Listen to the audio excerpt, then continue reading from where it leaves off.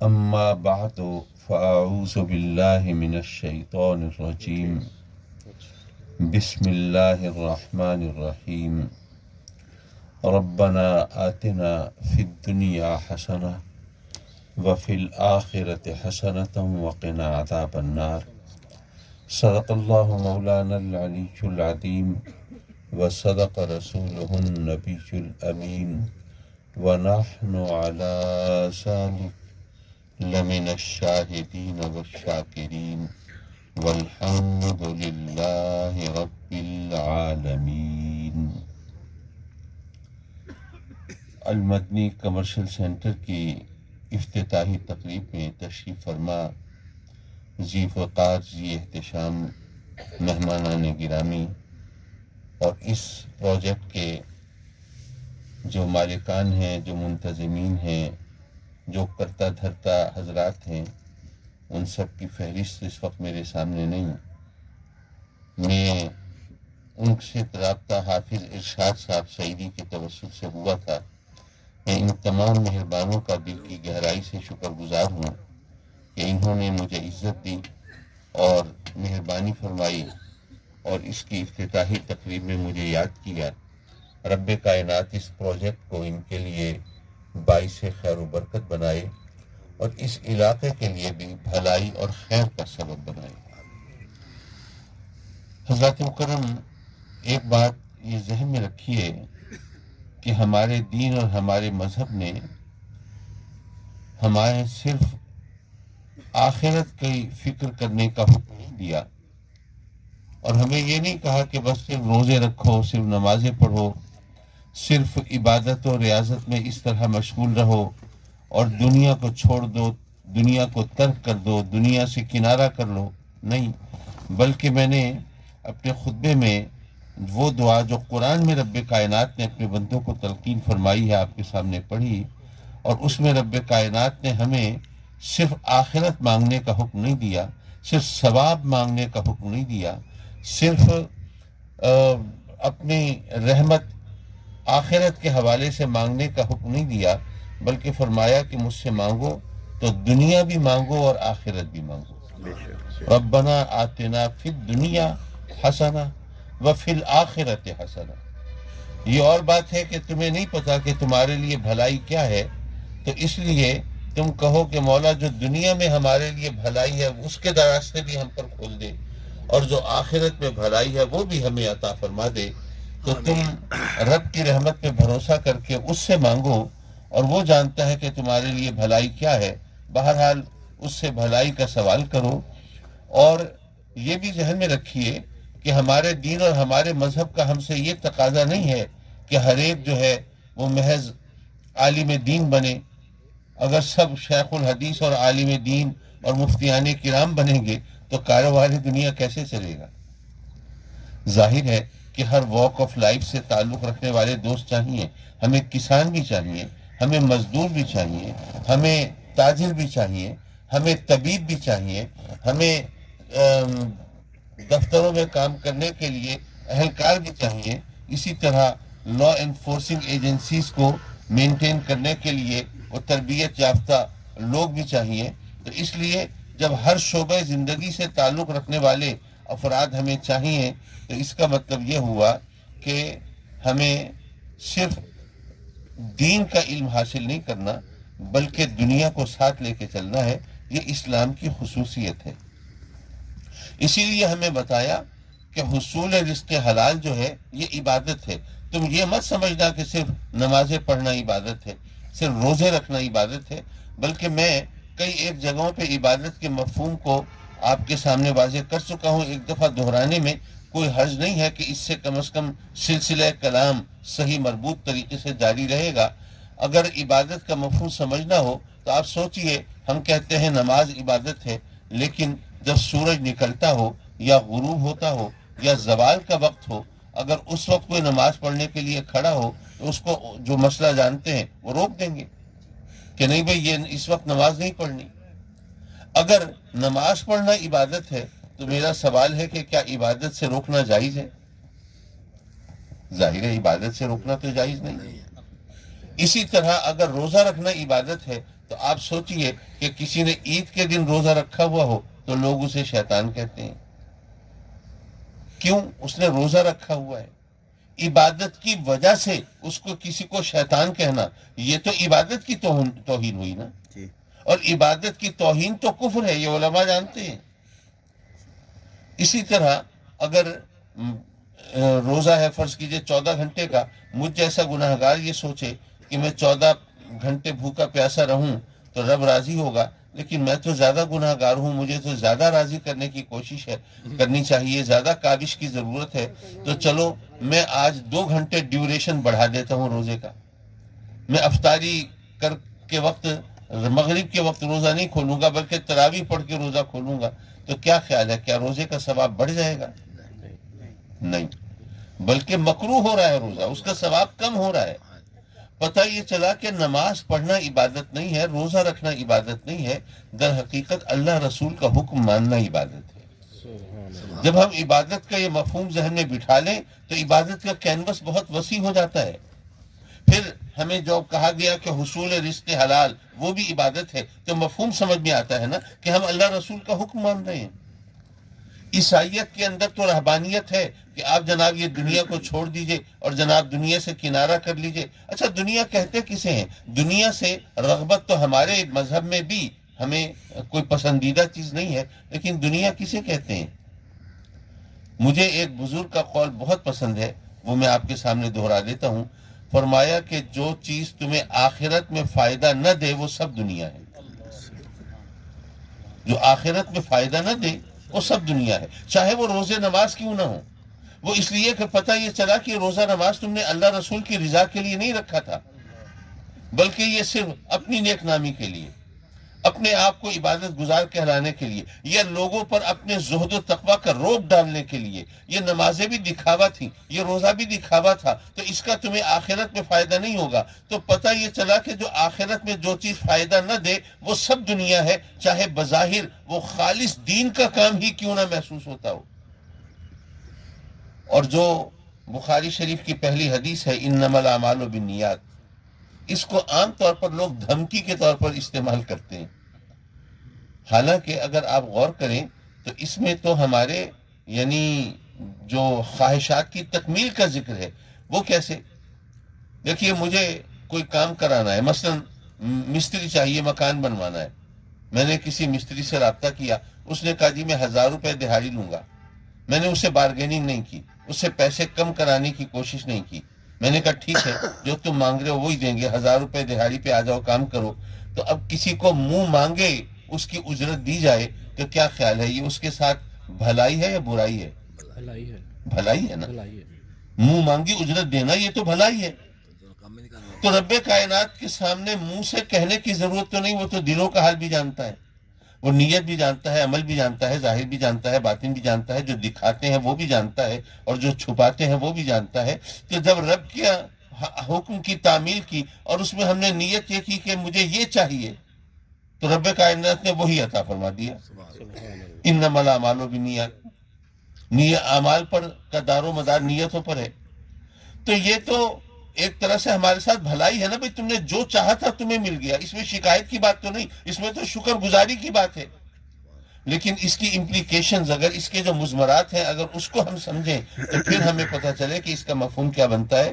دیکھیے، آپ نے وہ حدیث سنی ہوگی کہ قیامت کے دن آقا کریم صلی اللہ علیہ وسلم نے فرمایا کہ ایک شخص آئے گا، بڑا سخی تھا، بڑا دنیا کے اندر سخاوت کا مظاہرہ کرتا تھا، دنیا میں بڑا اس کا چرچا تھا. اب آخرت میں رب کی بارگاہ میں لے جایا گیا ہے تو اب وہ سوچ رہا ہے کہ یہاں پر مجھے اللہ کی طرف سے بڑا انعام و اکرام ملے گا. اللہ کی طرف سے حکم ہوتا ہے کہ اس کو جہنم میں ڈال دو. وہ حیران پریشان کہ مولا، میں تو جہاں پہ لوگ 1 پیسہ خرچ کرتے ہوئے گھبراتے تھے وہاں میں تیری راہ میں روپے خرچ کرتا تھا، 100 روپے خرچ کرتا تھا، یہ ہے صلہ اس کا. رب کائنات نے فرمایا تو مال خرچ تو کرتا تھا، لیکن کس لیے؟ تیری نیت کیا ہوتی تھی؟ لوگ تیری سخاوت کا چرچا کریں گے، تیری تعریف و توصیف ہوگی، تیرا بڑا شکر گزاری سے نام لیا جائے گا اور تجھے معاشرے میں بڑی عزت ملے گی. تو یہ جو کچھ تو نے چاہا تھا تجھے ملا یا نہیں ملا؟ دنیا میں چرچا ہوا تیری سخاوت کا، لوگ تجھے جھک جھک کر سلام کرتے تھے، جہاں جاتے تھے جاتا تھا تو تجھے اونچی جگہ پہ بٹھاتے تھے، اور جناب محفلوں کے اندر تیری سخاوت کا اس طرح ذکر ہوتا تھا، تو جس مقصد کے لیے تو نے وہ سب کچھ کیا تھا وہ تجھے ملا نا، تو آخرت کے لیے تو نے کیا ہی نہیں تھا، تو یہاں تو تیرا کوئی حصہ نہیں ہے۔ اسی طرح ایک عالم دین پہنچے گا، اب وہ سوچ رہا ہوگا میں نے تو ساری زندگی قال اللہ قال رسول کی صداؤں میں گزاری ہے، اور دین کی خدمت کرتے ہوئے اور اپنے رب کے احکامات کو لوگوں تک پہنچاتے ہوئے، تو میرے تو یہاں پہ مزے ہوں گے، اس کے لیے بھی حکم وہی ہے جہنم میں ڈال دو۔ وہ حیران پریشان، مولا میں نے تو ساری زندگی دین کی خدمت کی ہے، تیرے محبوب کا چرچا کیا ہے اور لوگوں تک شریعت کے احکام پہنچائے ہیں۔ رب کائنات فرمائے گا سب کچھ کیا تو ہے، لیکن کس لیے کیا ہے؟ اس لیے نا کہ تیرے زہد کا، تیرے تقوی کا، تیرے علم کا چرچا ہو، اور لوگ کہیں وہ کیسا عالم ہے، کتنا بڑا وہ فاضل ہے، اور دین کی خدمت میں کس طرح مستعد اور کوشاں رہتا ہے، اور اس کا تو ہر کام بس دین کے لیے ہے، تو لوگ تیرے زہد کا، تقوی کا، تیری پارسائی کا، تیری عبادت کا، ریاضت کا وہ چرچا کریں، معترف ہوں، اور تیرے سامنے آنکھیں بچھائیں، اور ہر جگہ تیرے نام کے نعرے لگیں، تو یہ سب کچھ جس کے لیے تو نے کیا تھا ملا نا تجھے؟ تو اب یہ آخرت کے لیے تو کیا ہی نہیں تھا تو نے، تو یہاں تو تیرا کوئی حصہ نہیں ہے۔ اسی طرح شہید پہنچے گا، اب وہ سوچتا ہے میں تو خدا کی راہ میں محتاج اور لاچار نہیں دیکھا۔ اور ایک بات مزید عرض کر کے میں اپنی گفتگو ختم کروں، کیونکہ ظاہر ہے کہ یہ کوئی محفل باز تو تھی نہیں کہ آپ گھنٹوں کے حساب سے آپ کو اس طرح بٹھایا جائے، صرف نصیحت کی چند باتیں تھیں۔ دیکھیے ماشاءاللہ آج کل سوشل میڈیا خاص طور پہ نصیحتیں کرنے میں بہت تیز ہے، صبح سے شام تک سینکڑوں نہیں تو بیسیوں اقوال زرعی، نصیحتیں، احادیث، وہ جناب حکایات، روایات، بزرگوں کے واقعات، وہ ہر ایک تک پہنچتے ہوں گے، مجھ تک تو خیر سینکڑوں پہنچتے ہیں، آپ تک بھی بیسیوں ضرور پہنچتے ہوں گے۔ یقیناً وہ بہت اچھی باتیں ہوتی ہیں، بہت اچھی نصیحتیں ہوتی ہیں، اقوال زرعی ہوتے ہیں، اس کے اندر ہمارے لیے ہدایت اور رہنمائی کے بہت سے پہلو ہوتے ہیں، ان کی بھلائی کا میں انکار نہیں کر رہا، لیکن میں عرض کروں گا مجھے کوئی ایک شخص ایسا دکھا دیجئے جو کہ یہ نصیحتیں پڑھ کے سدھرا ہو، کیوں نہیں؟ حالانکہ اس میں تمام چیزیں اچھی ہیں، اس میں نصیحتیں ہیں، اس میں ہمارے لیے رہنمائی ہے، لیکن اس کو پڑھ کے سدھرتے کیوں نہیں؟ وہ اس لیے کہ وہ صرف الفاظ ہیں، ان کے پیچھے عمل کی قوت نہیں ہے۔ تو دراصل وہ جو اب شاید آپ کو اس بات کا وہ مفہوم سمجھ میں آئے، جو مختلف بزرگوں کے حوالے سے واقعہ سنایا جاتا ہے کہ جناب کوئی ماں یا باپ اپنے بچے کو لے کے آئے کہ جی نصیحت کر دیں، یہ میٹھا بہت کھاتا ہے اور یہ اس کی وجہ سے اس کے دانت بھی خراب ہو رہے ہیں، اور طبیب جو ہے وہ بھی منع کرتے ہیں اس کو نصیحت کریں میٹھا نہ کھائے۔ ان بزرگ نے فرمایا کہ بھئی کل لے کے آنا اس کو۔ دوسرے دن لے کے گئے تو بزرگ نے اس بچے کے سر پہ ہاتھ رکھا، اس کو دعا دی اور کہا کہ بیٹے آپ کے والدین آپ کو سمجھاتے ہیں، بزرگ سمجھاتے ہیں، ہم بھی کہہ رہے ہیں بیٹے ذرا ہاتھ ہلکا رکھو، میٹھا نہ کھایا کرو۔ اب باپ نے کہا جی یہ چند جملے آپ نے بولنے تھے، کل بول دیتے، مجھے خامخواہ کا پھیرا لگوایا آپ نے۔ انہوں نے فرمایا کہ کل تو میں خود میٹھا کھا کے بیٹھا تھا، بچے کو نصیحت کیسے کرتا؟ تو نصیحتوں میں اثر بھی بزرگوں کی اس لیے ہوتا تھا کہ اس کے پیچھے ان کی عمل کی قوت ہوتی تھی، وہ صرف نصیحتیں نہیں کرتے تھے، عمل کر کے دکھاتے تھے۔ تو اب جب ماشاءاللہ یہ مدنی کمرشل سینٹر، اور اس میں بالکل ابتدا میں نماز وہ مسجد کی بنیاد رکھی گئی ہے، سنگ بنیاد رکھا گیا ہے، یہ تمام چیزیں یہ عمل کی طرف رغبت دلانے کے لیے ہیں کہ روزی تو کمانی ہے۔ دیکھیے نا پیسہ کمانا کوئی بری چیز نہیں ہے، بلکہ اگر پیسہ نہیں کمائیں گے تو برائی کے راستے کھلیں گے نا۔ وہ پیسہ کمانا برائی نہیں ہے، لیکن ہم سے چند ایک مغالطے ہو گئے ہیں، ان کو دور کرنے کی ضرورت ہے۔ کہ پیسہ ہم کمائیں گے کس لیے؟ اپنی راحت کے لیے، آرام کے لیے، سکون کے لیے۔ یہی ہے نا ہمارا مقصد پیسے کمانے کا، کہ زندگی ذرا آرام اور سہولت سے گزر جائے گی۔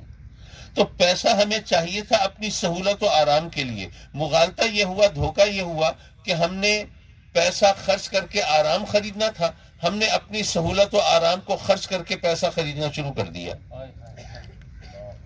آپ دیکھ لیجئے، پیسہ کمانے کے لیے دن کا چین ہم نے لٹا دیا، راتوں کی نیند اڑا دی، صحتیں تباہ کر لیں، اور اپنے گھر کا جو نظام ہے وہ تہوبالا کر دیا۔ کتنے لوگ بیچارے یہاں پر بے روزگاری کی وجہ سے تنگ آ کر ملک سے باہر جاتے ہیں، اور یہاں پر بیٹھے ہوئے کتنے لوگوں کے دلوں میں بھی وہ حسرتیں پل رہی ہوں گی کہ جناب چاہے یہاں پہ نعرے لگا رہے ہوں مولا امریکہ کو تباہ کر دے، برباد کر دے، امریکہ کو پیوند خاک کر دے، امریکہ کا کک نہ رہے، لیکن دل میں ارمان پل رہے ہیں مولا امریکہ کا ویزا تو لگ جائے۔ جب زبان اور دل میں اتنے فاصلے ہوں تو پھر دعا میں اثر نہیں ہوتا۔ تو اپنا گھر بار چھوڑ کے کوئی دبئی، کوئی سعودیہ، کوئی جناب یورپ، کوئی آسٹریلیا، جاپان، نہ جانے کہاں کہاں گئے ہوئے روزی کمانے کے لیے، اب یہاں پر وہ پیسہ کما کے بھیج رہے ہیں، یہاں پہ ان کے گھر والے اس پیسے پر آرام سے زندگی بھی گزار رہے ہیں، لیکن اب وہ بچے جن کی نگرانی کرنے کے لیے باپ یہاں موجود نہیں ہے، اب اگر وہ بری صحبت کا شکار ہو جاتے ہیں، برے کاموں میں لگ جاتے ہیں، برائی کے راستے پہ چل پڑتے ہیں، تو پیسہ کس کام کا ہے ان کے لیے؟ تو ہمیں یہ سوچنا چاہیے کہ ہم پیسہ کیوں کماتے ہیں، اس کی ضرورت کیا ہے، تو جس ضرورت کے لیے پیسہ کما رہے ہیں وہیں تک رہنا چاہیے نا، جہاں تک ہماری راحت و آرام پر، صحت پر، ہمارے گھر بار پر، بال بچوں پر اس کا برے اثرات نہ پڑے، اس حد تک ہمیں ضرور کوشش کرنی چاہیے، اور جہاں یہ چیزیں داؤ پہ لگتی ہوں وہاں ہمیں سوچنا چاہیے۔ آخری بات اور پھر اجازت، دیکھیے بات یہ ہے کہ ہمیں رب کی بارگاہ میں شکوے کرنے کا بڑا شوق ہے۔ ہر ایک جو ہے کوئی بھی مسئلہ آ جائے، بس جی ہم تو، ہمارے تو قسمت ہی ایسی ہے جی، نصیب پھوٹ گئے ہمارے تو یہ ہو گیا، ظاہرہ قسمت بنانے والا تو وہ ہے۔ ہم اپنے رب کی بارگاہ میں بچے نے فرمائش کی موٹر بائک دلوا دیں، پہلے رب کی بارگاہ میں شکوے کیے، مولا سنا ہے وہ کافر جو ہیں ان میں تو وہ ٹریلین ایئر ہوتے ہیں، وہ کھرب پتی ہوتے ہیں جو کہ اپنے بچوں کو جہاز بھی دلوا دیں ان کو پرواہ نہیں ہوتی، اور یہاں پر بچے نے موٹر بائک مانگی ہے، مولا تیرے کلمے پڑھنے والے، تیرے محبوب کے نام کا کلمہ پڑھنے والے، تیری بارگاہ میں سجدہ ریز ہونے والے، تجھ سے رو لگانے والے، تیرے دین کا چرچا کرنے والے، مولا ہم اپنے بچے کو موٹر بائک دلوانے کی بھی توفیق نہیں رکھتے، یہ کیا ماجرا ہے؟ پھر خیال آیا کہ نہیں یار، یہ اگر بچے کو موٹر سائیکل نہ دلوائی تو اس کے ہم جولی، اس کا دوست اس کا مذاق اڑائیں گے، تمہاری تو کوئی اوقات اور حیثیت ہی نہیں ہے تمہارے گھر والوں کی نظر میں، اور ان کی وہ انفیریورٹی کمپلیکس کا شکار ہو جائیں گی، سائیکی بگڑ جائے گی، نہیں اس کو موٹر بائک ضرور دلوانی چاہیے۔ اب قرض ادھار اٹھایا، کوئی کمیٹی ڈالی، کوئی دوستوں کا احسان لیا، اپنی جمع پونجی اکٹھی کی، کرا کے بچے کو موٹر بائک دلوا دی۔ اب خدا نہ خواستہ آپ جانتے ہیں آج کل بچے موٹر بائک چلاتے تو نہیں ہیں، اڑاتے ہیں، یا تیز رفتاری کی وجہ سے، یا ون ویلنگ کرتے ہوئے خدا نہ خواستہ بچہ کسی سنگین حادثے سے دوچار ہو، بچے پہ چھوٹے جو گزری سو گزری، آپ ساری زندگی اپنے آپ کو الزام دیتے رہیں گے، یار بچہ تھا نا وہ تو موٹر بائک مانگ رہا تھا، میں تو بڑا تھا، مجھے سوچنا چاہیے تھا کس عمر میں بچے کو موٹر سائیکل دلوانی چاہیے۔ اگر ہمیں پتہ ہو کہ یہ چیز ہمارے لیے مفید ہے یا مضر ہے، تو پھر آپ سوچئے کہ ہم کبھی مضر چیز کو چاہیں گے اپنے لیے؟ اور ہم نہیں جانتے، اللہ تو جانتا ہے نا۔ اور مزے کی بات یہ ہے کہ ہم یہ اقرار بھی کرتے ہیں کہ وہ جو ہمارا رب ہے وہ ماں سے 70 گنا زیادہ محبت فرماتا ہے ہم سے۔ اب میں آپ سے پوچھتا ہوں، ہماری ماں کیا ہمارا برا چاہے گی؟ نہیں۔ تو جو ماں سے 70 گنا زیادہ محبت فرماتا ہے وہ برا چاہے گا؟ اچھا، ماں تو ہم جیسی ایک انسان ہے نا، اس سے تو غلطی بھی ہو سکتی ہے، جس کو ہمارے لیے اچھا سمجھے وہ برا ہو، جس کو برا سمجھے وہ اچھا ہو، لیکن کیا اس سے بھی غلطی کا امکان ہے؟ یقیناً نہیں۔ تو اس کا مطلب یہ ہوا کہ رب کائنات جو ہمارے لیے چاہے گا اس سے بہتر ہم اپنے لیے کوئی چیز نہیں چاہ سکتے، کیونکہ ماں سے 70 گنا زیادہ محبت فرماتا ہے، اور اس کو صحیح طور پر وہ جانتا بھی ہے کہ کون سی چیز ہمارے لیے بہتر ہے، کون سی چیز مضر ہے، بری ہے۔ تو اگر ہم اپنے رب کی رضا پہ راضی ہو جائیں، اگر ہم نے اسے لو لگائی ہو، پیلے بڑھائی ہو، اگر اس کی نافرمانی نہ کی ہو، سرکشی نہ کی ہو، بغاوت نہ کی ہو، اگر ہم نے اس کے خلاف اعلان بغاوت نہ کیا ہو، تو پھر وہ جو چاہے گا ہمارے لیے اس سے بہتر ہمارے لیے کچھ نہیں ہو سکتا۔ تو رب کی بارگاہ میں شکایتیں کرنے کی بجائے، میں معاف کیجئے بہت دیر سے کہہ رہا ہوں کہ میں آخری بات کر رہا ہوں، ذرا بات سے بات نکل رہی ہے، لیکن یہ بات میرا خیال ہے بہت مفید ہے، عرض کرتا چلوں۔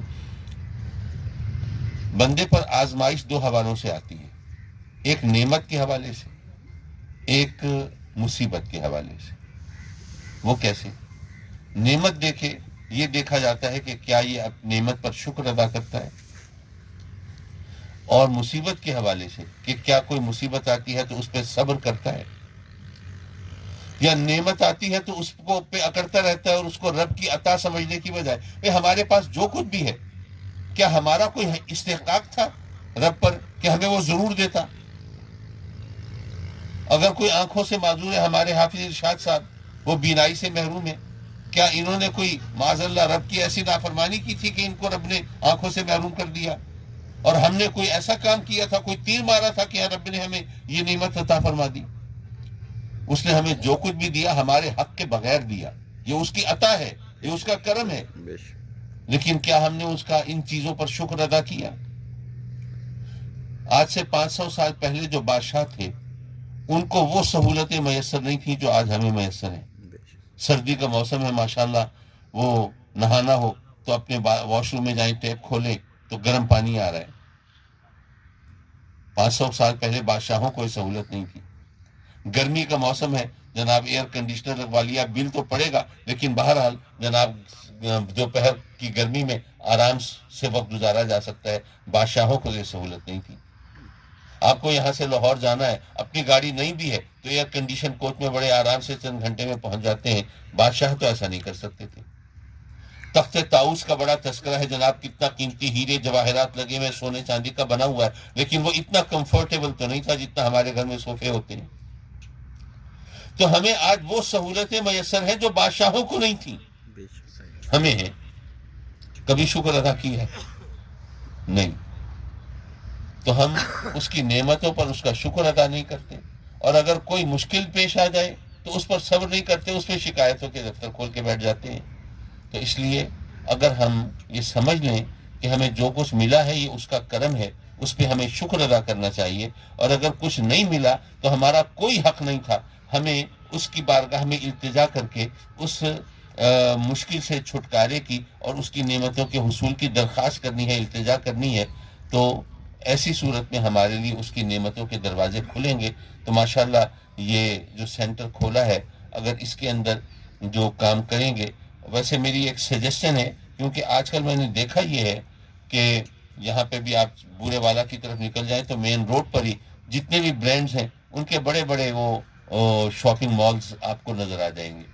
تو آج کل ٹرینڈ ہو گیا ہے شاپنگ مالز کا، تو ان کو اگر یہاں پہ آپ اٹریکٹ کر سکیں۔ میں نے دیکھا ہے یورپ میں ادھر ادھر کہ جناب آبادی سے باہر جا کے وہ بناتے ہیں شاپنگ مال، دنیا جاتی ہے وہاں پہ شاپنگ کے لیے، لیکن وہ وہاں تبھی جائے گی نا جبکہ وہاں پر کوئی اٹریکشن ہوگی ان کے لیے، وہاں پہ ان کو یہ خیال ہو کہ بھائی جو چیزیں چاہیے وہ سب مل جائیں گی، یہاں سے واپس لوٹ کے ہمیں کہیں اور کی خاک نہیں چھاننی پڑے گی، ورنہ اتنا کلومیٹر کا سفر کر کے کوئی کیوں آئے گا یہاں پہ۔ تو اس لیے یہ ان تمام چیزوں کو آپ نے یقیناً پہلے رکھا ہوا ہوگا، میں تو اکنامکس کا اسٹوڈنٹ بھی نہیں ہوں اور مجھے یہ تمام باتیں معلوم بھی نہیں ہیں، لیکن جو کچھ میں نے دیکھا میں نے چاہا کہ چلیں آپ کے سامنے ذکر کر دوں، نہ جانے کس کا بھلا ہو۔ تو رب کی بارگاہ میں دعا کے لیے ہاتھ اٹھاتے ہیں اور التجا کرتے ہیں، اللہم صلی علی سیدنا۔ اچھا پہلے عمرے کا ٹکٹ، پھر تو انہی سے دعا منگوائیں گے۔ چلیے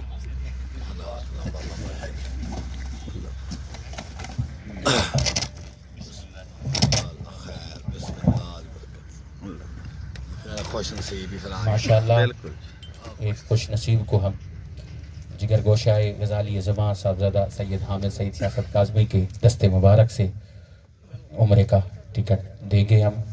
اور میں حضور کی خدمت میں یہ عرض کرنا چاہتا ہوں، ابھی میں اعلان بھی کرتا ہوں کہ حضور میں نابینا ہوں لیکن اس ٹاؤن میں میں خود حصہ دار ہوں، مالک ہوں ان کی۔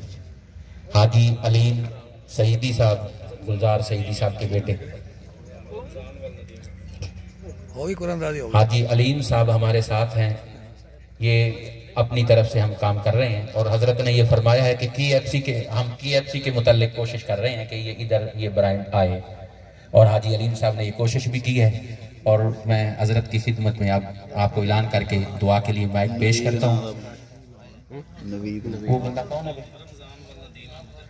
محمد رمضان ولد نذیر احمد، محمد رمضان ولد نذیر احمد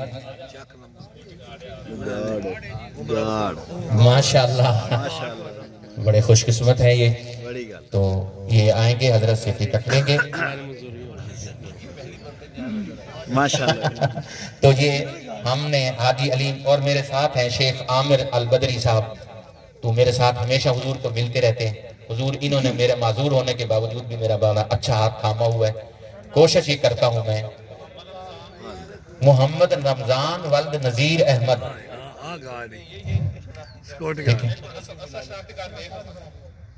تو یہ ہمیشہ میرا ہاتھ تھامے رکھتے ہیں اور میں کوشش کرتا ہوں. آج میں ایک بات نہیں کہنا چاہتا تھا, میری بات تو پاگلوں والی ہوگی, لیکن بحمد اللہ تعالی بہاڑی کے تمام دوست موجود ہیں. ان کاموں میں کبھی بھی میں کسی دوست کے سامنے ایسے ہاتھ پھیلانے نہیں جاتا.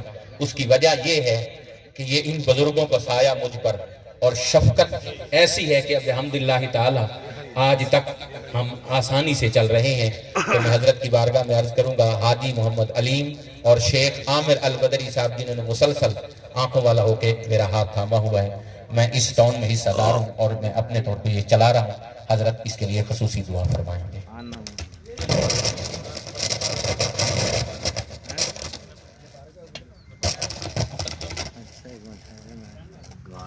اللهم صل على سيدنا ومولانا محمد وعلى آل سيدنا ومولانا محمد وبارك وسلم.